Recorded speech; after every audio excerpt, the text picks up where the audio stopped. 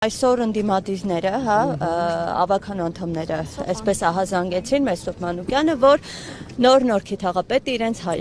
հայհոյել է, վիճաբանություն է տեղ ունեցել միայն նրա համար, որ իրենք տեսանյութ են հրապարակել, որ մանկապարտեզներից մեկը լավ նորոգված չէ։ Այսինքն թաղապետը միայն դրա համար իրեն իրավունք է վերապահում հայհոյել։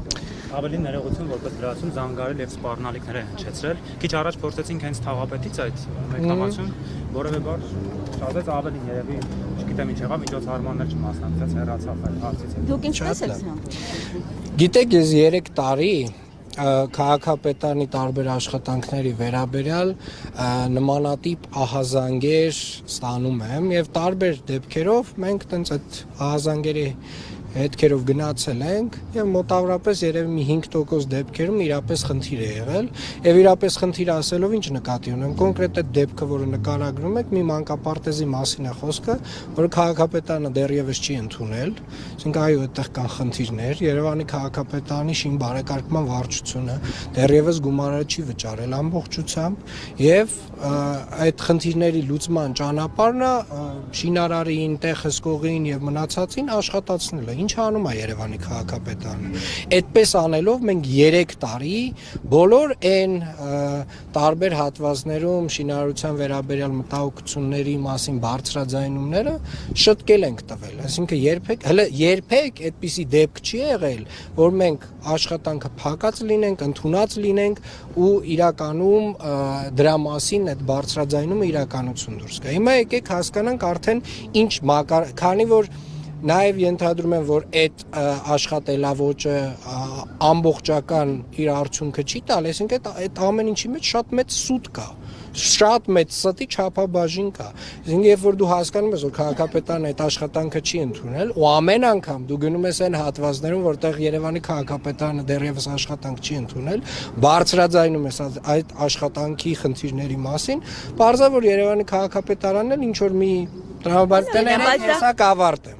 Բայց այն պահի դրությամբ, երբ որ արդեն անցնում են անձերի, բարոյականությանը, վիրավորանքներին, կներեք, բոլորն էլ մարդ են, բոլորն էլ կարող է ինչ-որ արդեն նյարդերը տեղի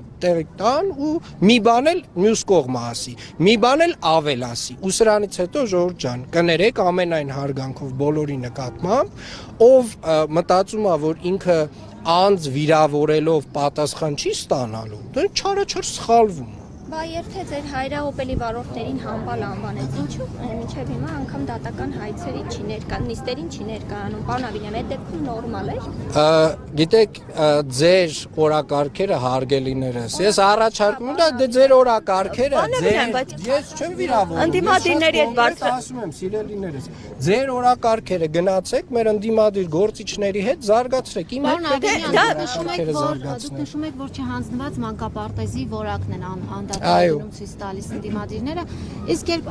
ասֆալտապատում եք իրականացնում եւ հաջորդ տարի այդ ասֆալտապատված հատվածում կրկին հոսալցումներ է արվում, կրկին բյուջեից գումար է հատկացվում։ Որտեղ 50 կիլոմետր հիմա մեկնաբան եմ, 50 կիլոմետր կներեք։ Երևան քաղաքի ճանապարհների երկարությունը դուք գիտեք ինչքան է։ Մենք նախորդ տարի 50 կիլոմետր միջին նորոգման աշխատանքներ ենք արել Երևան քաղաքում, այդ 50 կիլոմետրին էլ տերմոպլաստով գծանշումներ ենք արել։ Խնդրում եմ ինձ տարեք ցույց տվեք այս 50 կիլոմետր ասֆալտապատման աշխատանքների վրա եղած փոսերի վերաբերյալ խնդիրները։ Ես նախորդ տարվա ես այսպես ասեմ, հարգելիներս, ուրեմն ամեն տարի այո Երևան քաղաքում նաև անձրևներով, առատ անձրևներով պայմանավորված տարբեր հատվածներում ասֆալտի վիճակը գնալով ավելի վատթարանում է ենթակառուցվածքով նաև մաշվող ջրի խողովակներ կոյուղիներով այո ճանապարհների վիճակը գնալով վատթարանում է եւ այո Երևանի քաղաքապետարանը հիմնարար լուծումներ է տալիս։ Հիմա իհարկե փոսալցման աշխատանքները մենք 1 ամիս հետո ամբողջը կանենք կավարտենք ամբողջ քաղաքով կանենք կավարտենք էլի ժամանակավորապես այդ հարցի մասին կմոռանանք էլի հաջորդ տարի գարնանը որոշ չափով կվերադառնանք բայց ամեն ինչ համեմատության մեջ է պետք տեսնել կներեք նախորդ տարի այս ժամանակ շատ ավելի մեծ ծավալի խնդիրներ ունենք շատ ավելի մեծ ծավալի աշխատանքներ ունենք անելու այս տարի ծավալները էլի կան բայց նույնը չեն հաջորդ տարի էլ ավելի քիչ է լինելու այն մյուս տարի էլ ավելի քիչ է լինելու ու այդպես շարունակ